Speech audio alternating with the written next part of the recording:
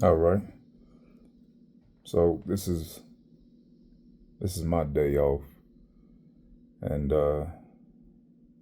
I'm going to review a few things this morning. Two things: the gospel and the greatest commands. The two greatest commands.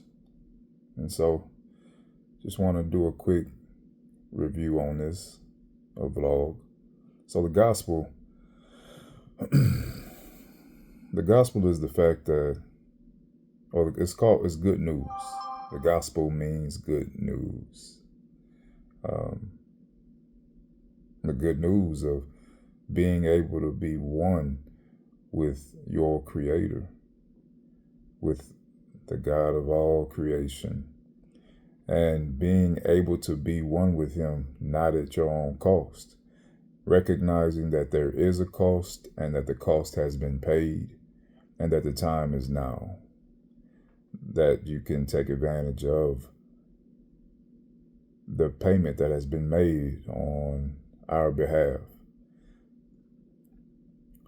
So there's an entrance fee to being one with God, and God has paid that entrance fee through His Son, Jesus, or Yehoshua, or Yeshua, Jesus of Nazareth, and that payment was made in full, paid in full, and so we can have life with Him and have life more abundantly now and forever. That's the good news, that He's made a way. That's the gospel, that we can have life now and more abundantly, now and forever. And so that's the gospel in a nutshell. And the two greatest commands are to love God with all your heart, mind, soul, and strength, and to love your neighbor as yourself. So,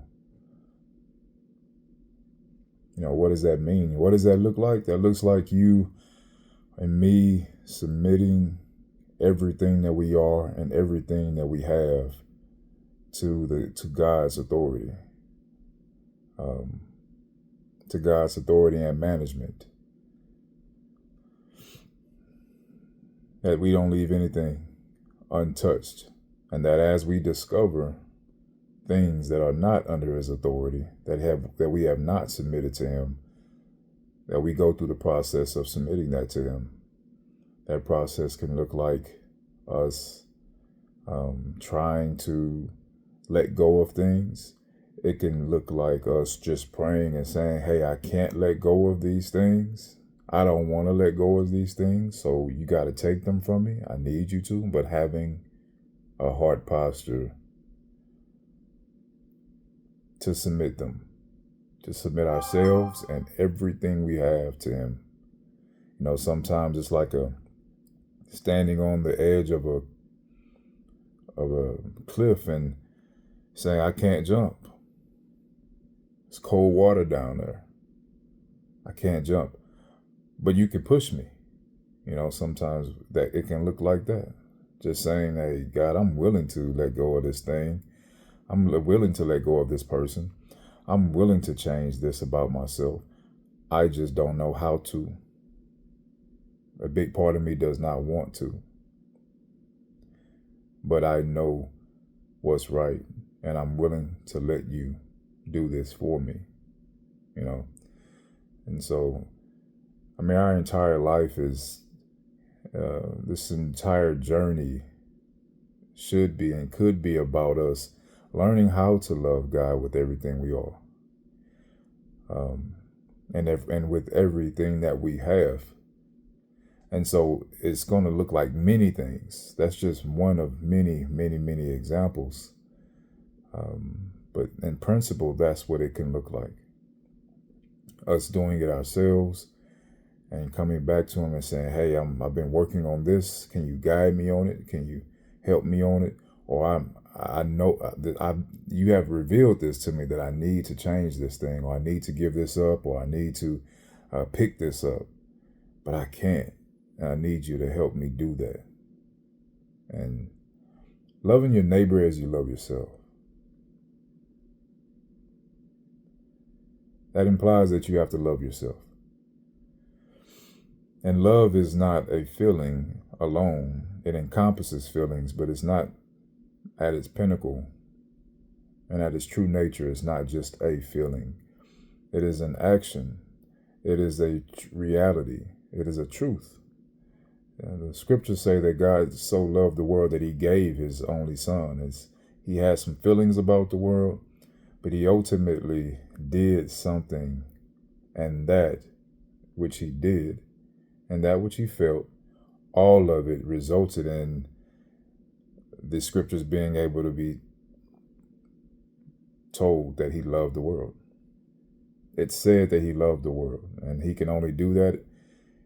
It can only be said that he loved the world if it resulted in what it resulted in, a sacrifice, a reaching out. And that's what he did. He paid a price for us. It's an action. It results in actions.